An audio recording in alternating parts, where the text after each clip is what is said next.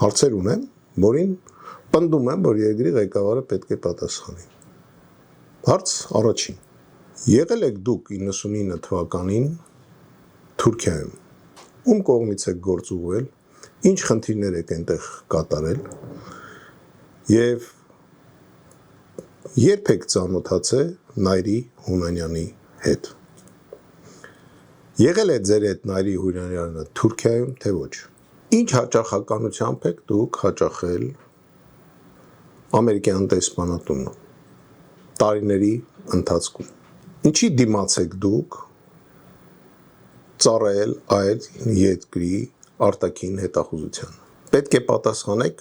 ինչ կապերի մեջ եք դուք Թուրքիայի հետախուզական ծառայությունների հետ։ Ինչի համար եք դուք եկել իշխանության։ Ես կարծում եմ,